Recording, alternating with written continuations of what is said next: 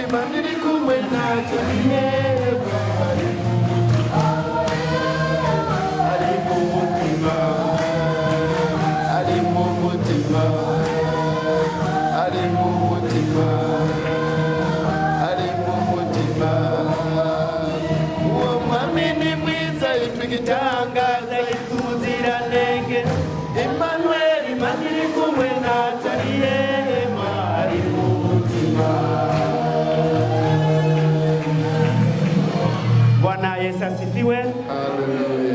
asifiwe tena. Amina. Napenda hii chorus sana au hii wimbo. He loved this chorus or this song so much.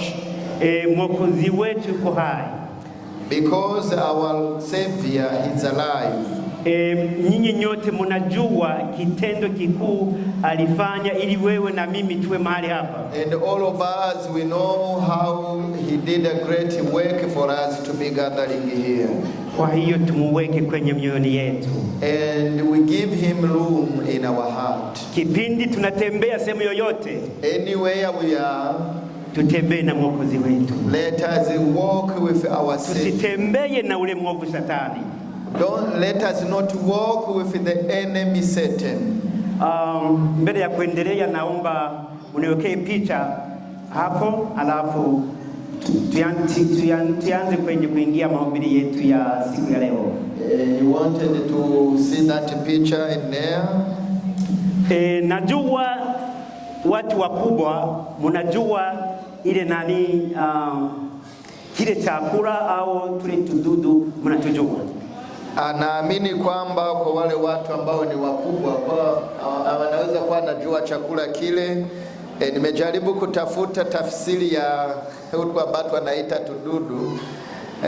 Kuna ambao wamenipa tofauti tafsiri ile kwa Kirundi inaitwa senene.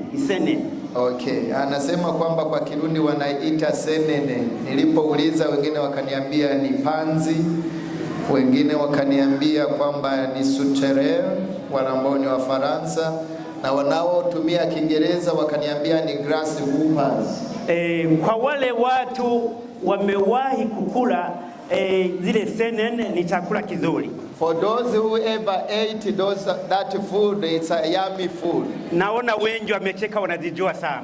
And he can see many people are laughing, which means they know. Na tena ukienda kuziuza ziko na bei. If you are going to buy them from the shop, they are expensive. Lakini acha niwaambie why nimeleta ile nani zile senene pale. Lakini anataka kuwaambia ni kwa nini amezileta ile mfano wa grasshoppers au senene au panzi.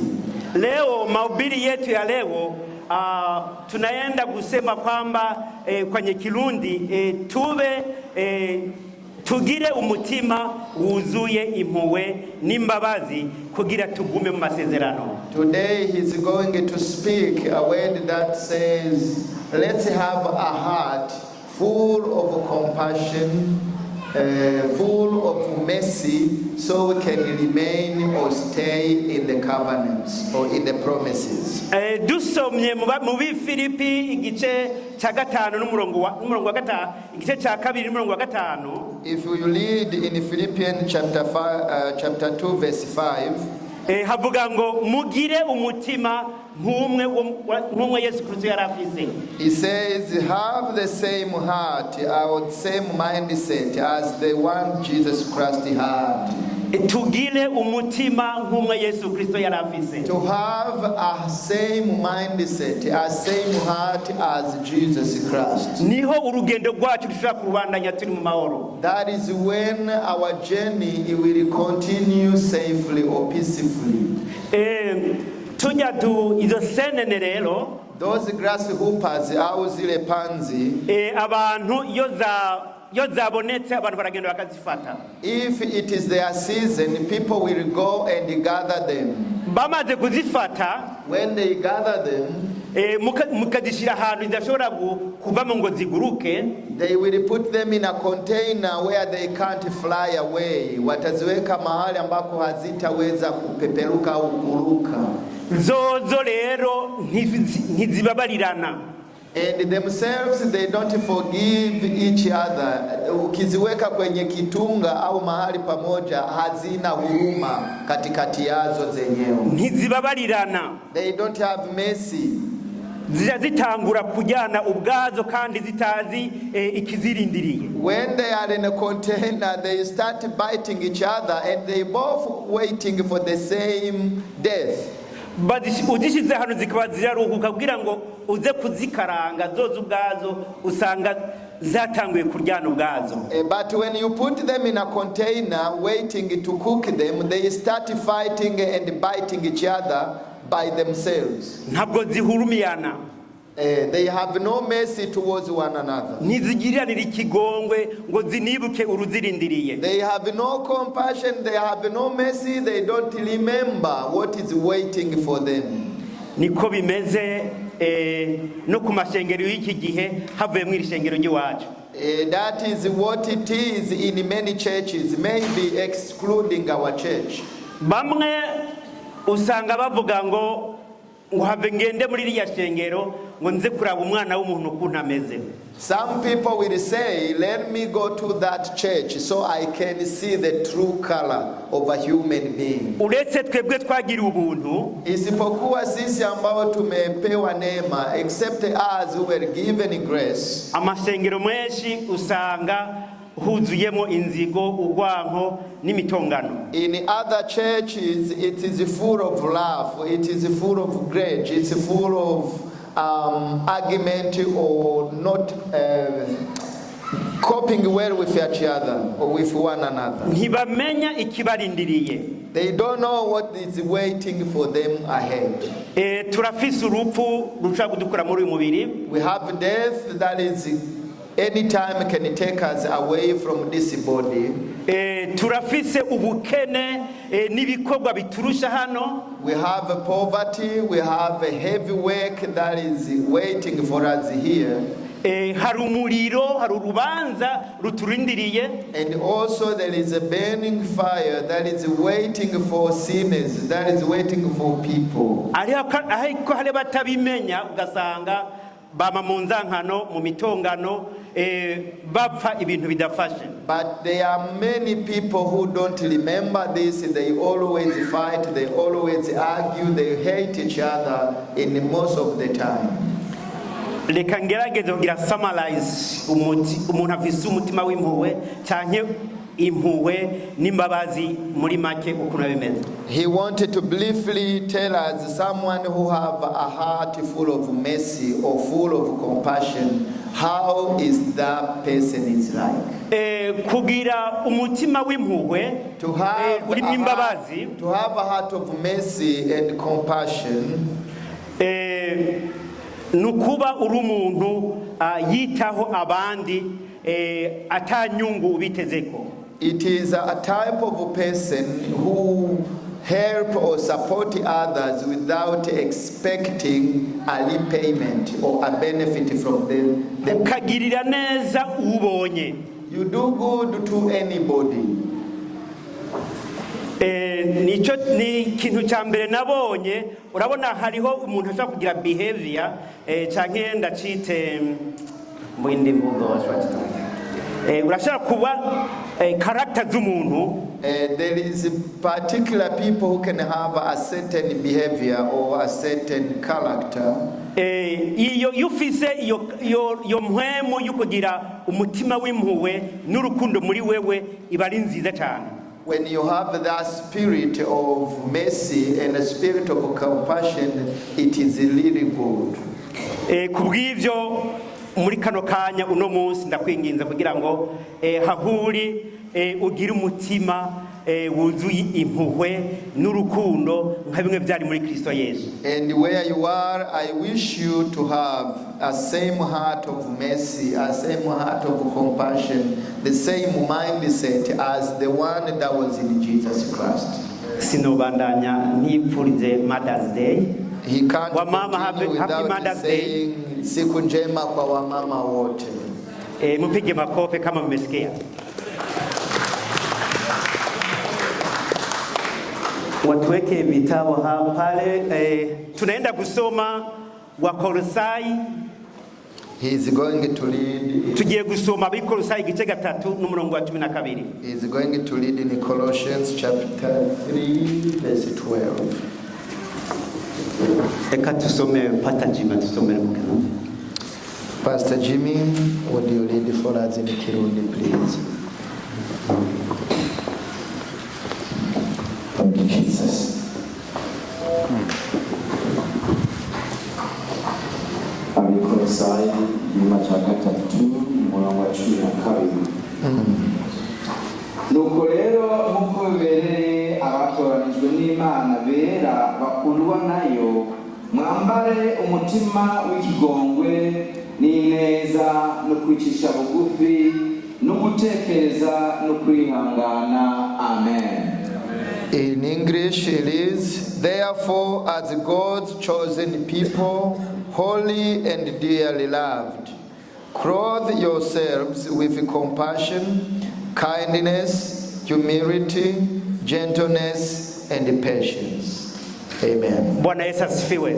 Hallelujah. Nkatwe bw'abakristo ijambo ry'Imana yatubwira ngo tugira amahoro n'abantu bose. As a Christian, the word of God tells us to live at peace with everyone. Ijambo ry'Imana yatubwira ngo tubere itara, tubere urumuri abakiri mu mwiza. And the word of God also is telling us to be a lamp or a light to those who are still in darkness. Kugira umutima w'imbabazi ni kimwe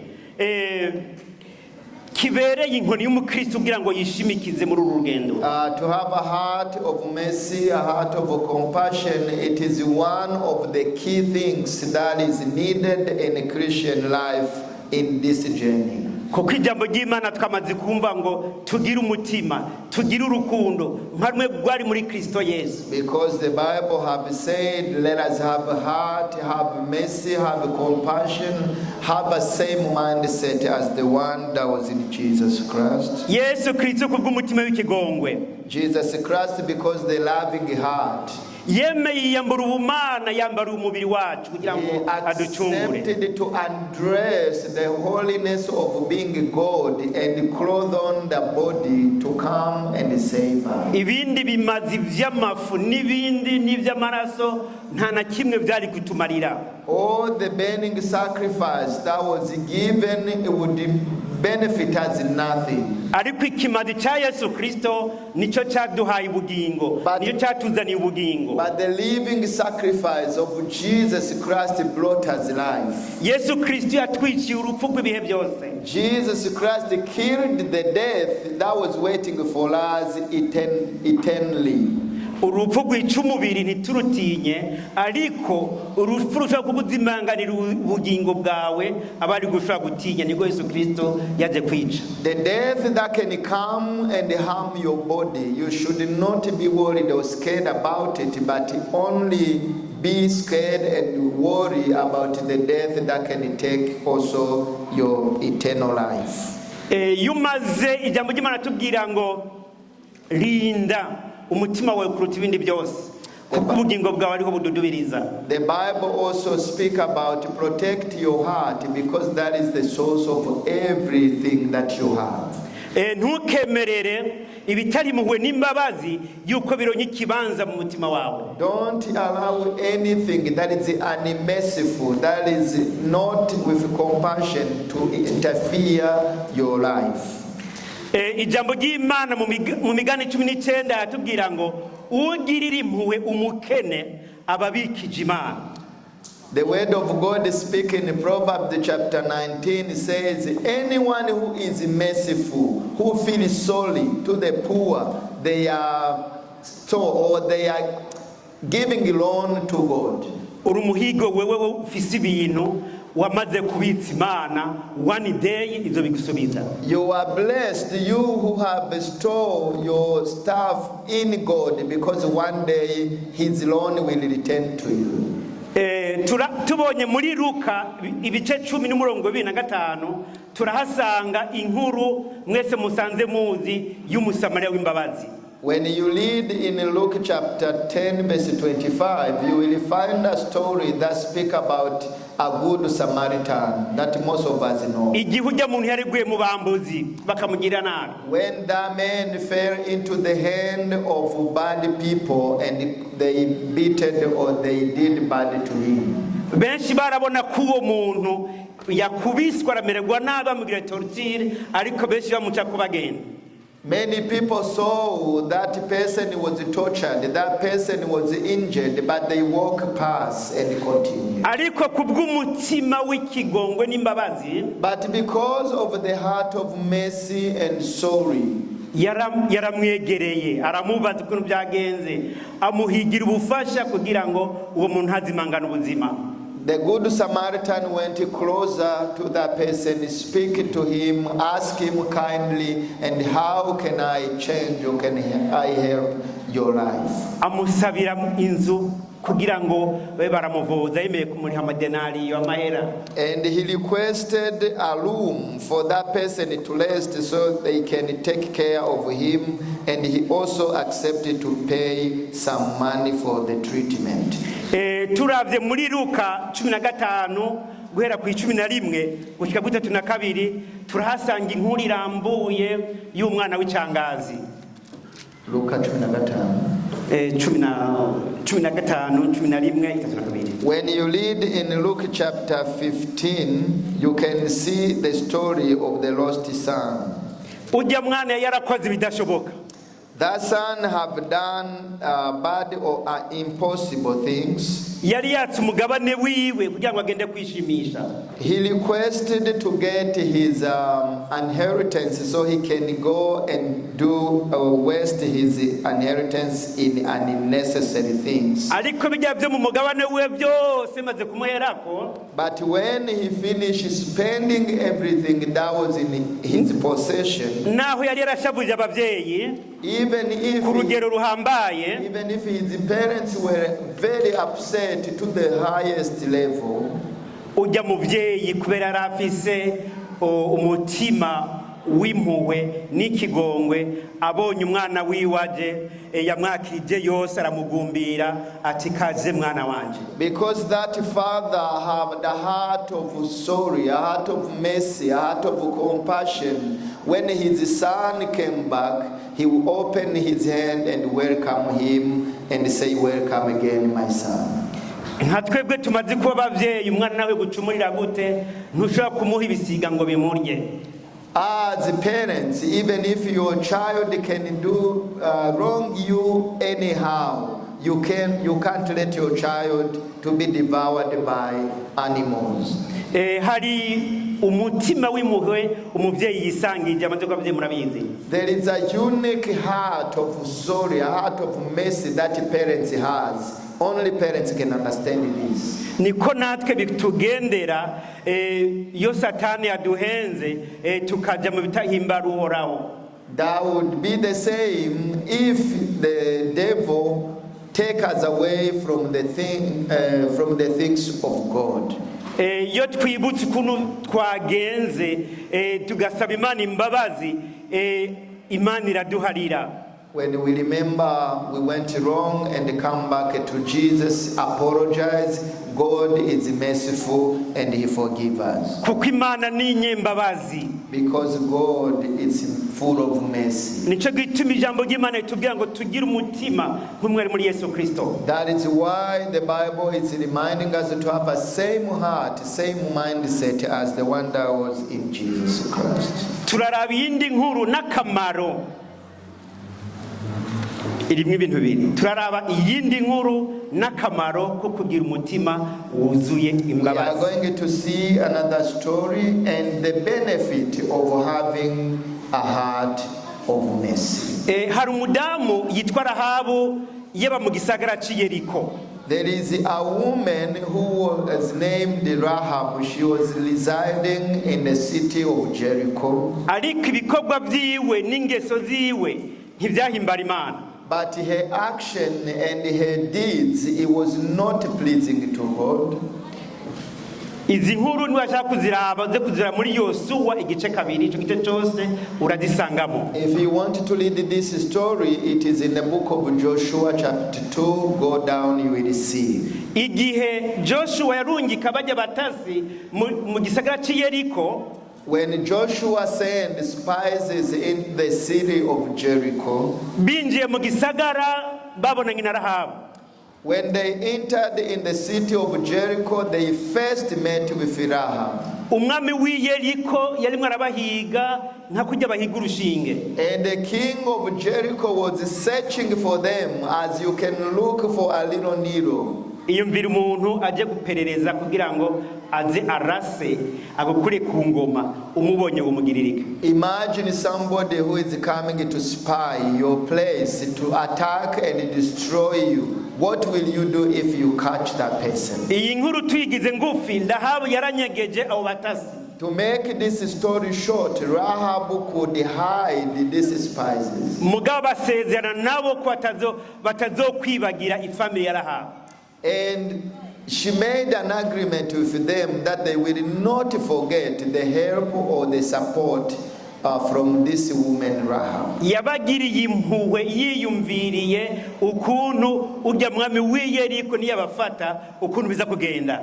Rahab felt solace, Rahab felt pity of that people or those people, how the king will react. Umutima we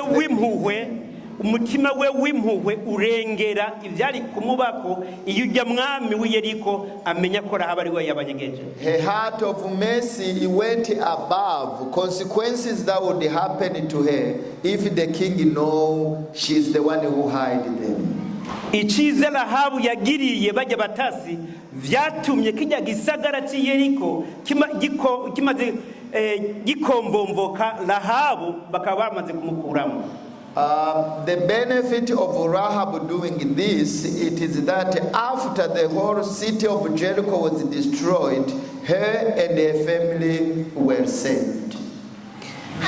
Ngira ngo murumva kamaro ko kugira umutima w'impuhwe n'ikigongwe ko Rahabu yarokowe no guhisha bajya batasi ati bagiye ivyari kumubako igihe urya mwami w'Yeriko yari kumenya ko Rahabu ari wanyegeje bajya abantu. I believe you understand that the heart of mercy that Rahab had saved her and her family without looking at consequences that was going to happen if she was going to be known that she hides them.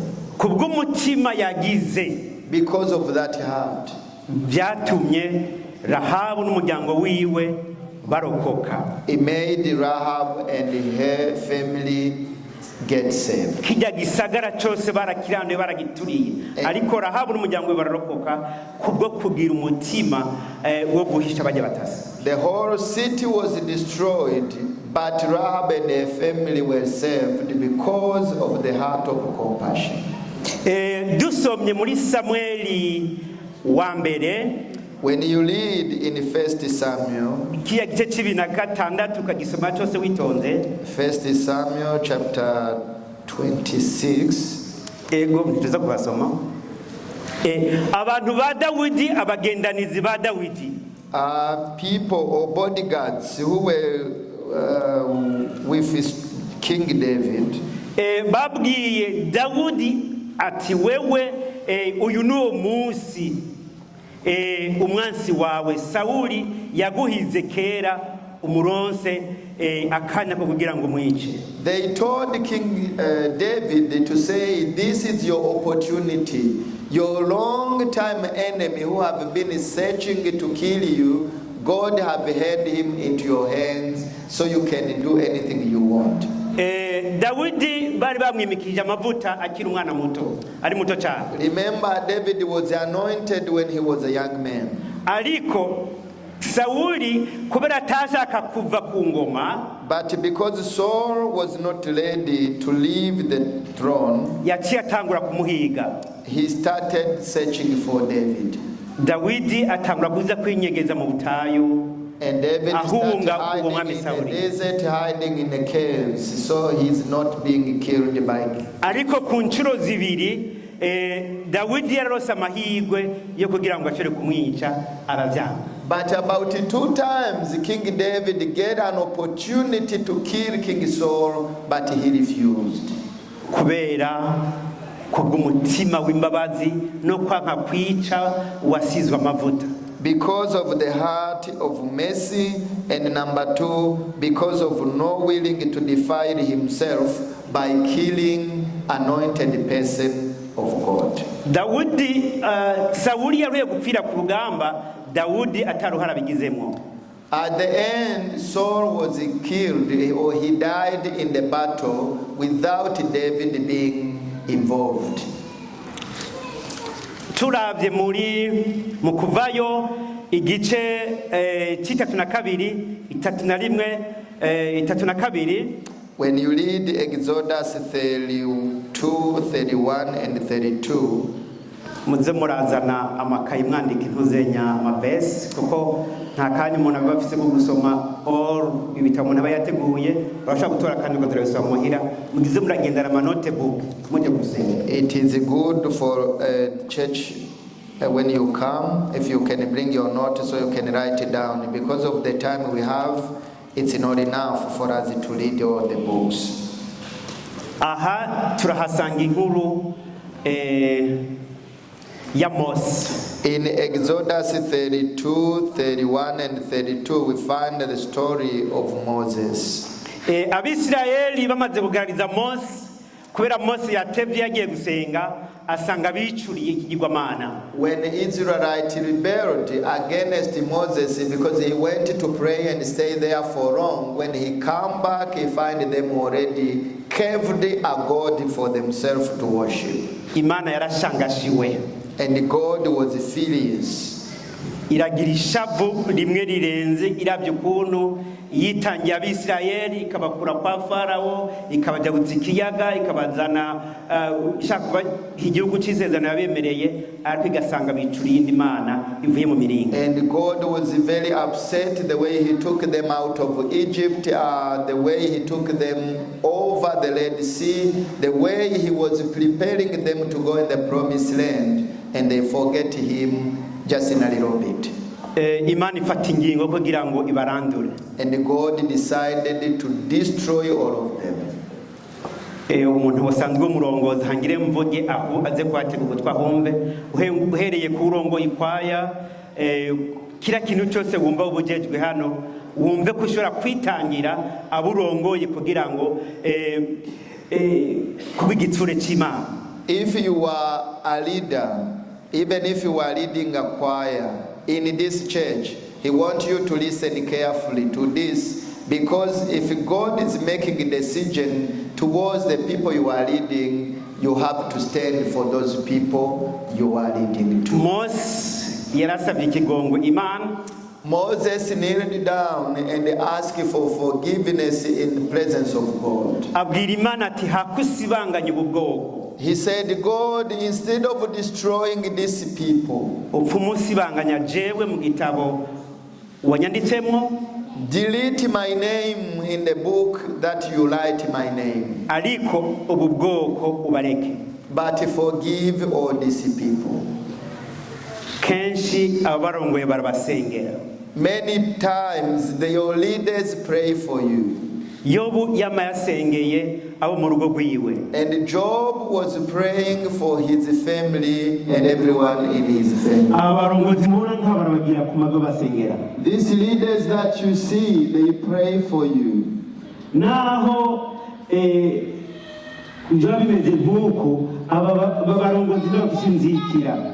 Even if things would not be right, but these people, they don't keep anger in them. Barameze nka Mose, barabwira Imana ati babarira shengero. They will be like Moses. They go before God and say, Lord Jesus, oh God, forgive your church, forgive your people. Niko na Yesu adusabira ku Mana. And that is the same Jesus pray for us in front of God. Benshi bariyumvira ngo isezerano ry'Imana riratevye. Many people are thinking that the promises of God are delaying. Ariko Yesu aguma ari ku mavi kugira ngo wewe hamwe watitaye ushobore kwigarura. But Jesus remain on his knees interceding on your behalf, so whenever you make a mistake you can rectify it and come back in the presence of God. Kugira ngo Yesu azobone kimwe yirata yaba muri byaganza byo bakamuna za ngogo. So that Jesus will have a way of being proud when he look at you in heaven, he look in his hands all the marks that he had for you. When he look on the side, when they hit him with the arrow on his side, wait a little bit, Jesus keep begging God to say, please wait, they may come back to me. And therefore, you who are here today, I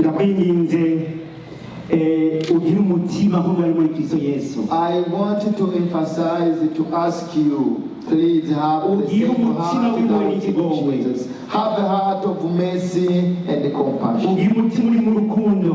Have a heart full of love. Those who can witness you, those who see you, they can see the salvation in you. Because you are born again, be a benefit to other people. Those who listen, may God bless you.